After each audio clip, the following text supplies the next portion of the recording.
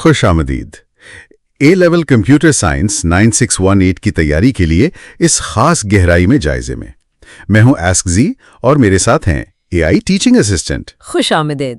ہم دونوں یہاں ظفر علی خان یعنی زیک کے اسٹوڈنٹس کی مدد کے لیے موجود ہیں. جی بالکل. آج ہم زیک کے نوٹ سے ایک بہت ہی مؤثر اسٹڈی ٹیکنیک ایکٹیو ریکال پر بات کر رہے ہیں. ہاں، یہ واقعی بہت کارآمد ہے. دیکھیں گے کہ یہ 9618 سی ایس کے اتنے بڑے سلیبس کو ماسٹر کرنے میں کیسے کام آ سکتی ہے. شروع کرنے سے پہلے زیک کے وسائل جیسے ان کا یوٹیوب چینل اور ویب سائٹ www.kazwithzack.com ضرور دیکھیں. اور آسک زی اے آئی اسسٹنٹ بھی ہے، واٹس ایپ اور آن لائن، جو کسی بھی مضمون میں مدد کر سکتا ہے. بالکل. تو شروع کرتے ہیں. ایکٹیو ریکال کیا ہے بنیادی طور پر؟ اچھا، ایکٹیو ریکال کا مطلب ہے کہ آپ معلومات کو صرف دوبارہ پڑھنے یا ہائی لائٹ کرنے کے بجائے اپنی یادداشت سے نکالنے کی کوشش کرتے ہیں. یادداشت سے نکالنا؟ جی، یہ پیسیو لرننگ سے، جیسے صرف نوٹس کو بار بار دیکھنے سے بالکل مختلف ہے. ریسرچ بتاتی ہے کہ یہ طریقہ دماغ میں جو کنیکشنز ہوتے ہیں نا، انہیں زیادہ مضبوط کرتا ہے. اچھا. تو یہ کچھ لوگ جو کہتے ہیں کہ بار بار پڑھنے سے بھی یاد ہوتا ہے، اس میں اور ایکٹیو ریکال میں کیا خاص فرق ہے؟ یہ صرف وہ مشکل طریقے سے رٹا لگانا تو نہیں؟ نہیں، یہ رٹے سے بہت الگ ہے. یہ سمجھنے اور یاد رکھنے کا ایک ایکٹیو عمل ہے.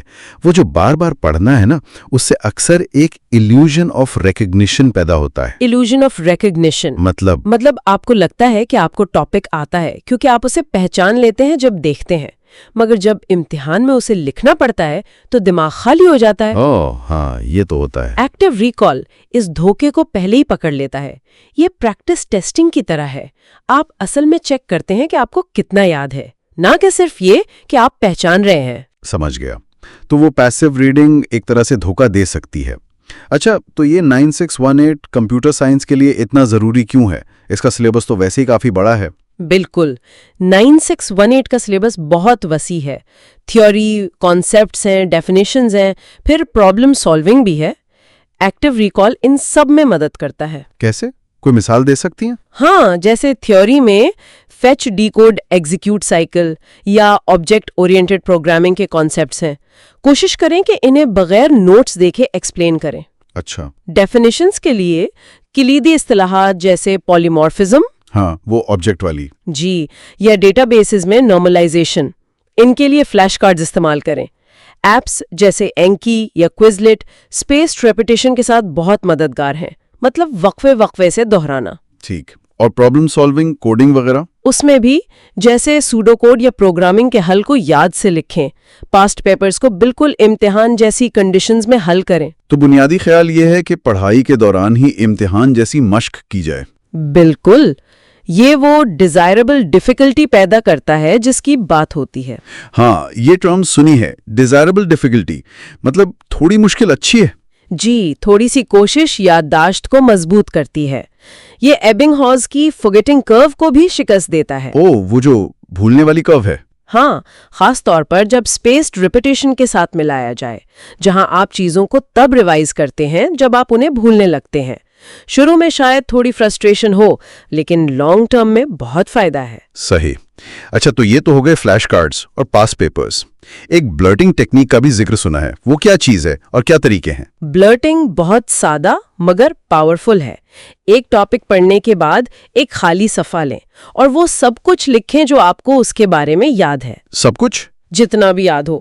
پھر اپنے نوٹس سے ملائیں کہ کیا چھوٹ گیا. اس سے گیپس پتہ چلتے ہیں. زبردست. ایک اور بہترین طریقہ ہے فیم اینڈ ٹیکنیک. وہ کیا ہے؟ کسی کانسیپٹ کو اتنا آسان کر کے سمجھائیں جیسے آپ کسی ایسے دوست کو سکھا رہے ہوں جسے کچھ نہیں پتا. اگر آپ کسی کو سمجھا سکتے ہیں تو مطلب آپ واقعی سمجھ گئے ہیں. یہ تو واقعی مفید لگ رہا ہے. ٹیچنگ سے سیکھنا؟ بالکل. آپ نوشن میں ٹاگل لسٹ بنا سکتے ہیں یا سیلیبس کے ہر پوائنٹ کو ایک سوال بنا کر خود سے پوچھ سکتے ہیں. ٹھیک ہے، لیکن یہ سب کافی محنت والا کام لگتا ہے. حوصلہ کیسے برقرار رکھا جائے، خاص طور پر جب امتحانات قریب ہوں؟ ہاں، موٹیویشن اہم ہے. تو پروسیس کو تھوڑا دلچسپ بنائیں، گیمیفائی کریں، روز کے ٹارگٹ سیٹ کریں. اچھا. دوستوں کے ساتھ مل کر پڑھیں، کوئزز کریں. وقت کو مینج کرنا بہت ضروری ہے. पोमोडोरो टेक्निक इस्तेमाल कर सकते हैं। वो 25 मिनट फोकस 5 मिनट ब्रेक वाली? जी हाँ, अपनी प्रोग्रेस को ट्रैक करना भी हिम्मत देता है। और ये याद रखना कि ये मेहनत क्यों कर रहे हैं। ये सिर्फ ग्रेड्स के लिए नहीं, बल्कि असल समझ और मुस्तकबिल के लिए है। और गलतियों से सीखना? बिल्कुल, गलतियां सीखने का हिस्सा हैं। मुस्बत रहें और बस लगे रहें। चलें तो इस सब का खुलासा करते हैं। एक्टिव रिकॉल ए लेवल कंप्यूटर साइंस 9618 में कामयाबी के लिए एक बहुत ही ताकतवर टूल है। जी, ये आपको फ़आल तौर पर सीखने, कमज़ोरियों को पहचानने और इम्तिहान के लिए एतमाद पैदा करने में मदद देता है। बिल्कुल सही कहा। सही हिकमत अमली जैसे स्पेस रेपिटिशन, फ्लैश कार्ड्स, खुद से सवाल पूछना और औजार जैसे एंकी, क्विज़लेट और पास पेपर्स के मुस्तकिल इस्तेमाल से इसे आपके स्टडी रूटीन का एक मजबूत हिस्सा बनाया जा सकता है। और मुस्तकिल मिजाजी? हाँ, याद रखें, कंसिस्टेंसी यानी मुसलसल अमल ही कामयाबी की कुंजी है। रोज थोड़ा थोड़ा करना आखिरी वक्त की भागम भाग से कहीं बेहतर है। बहुत खूब।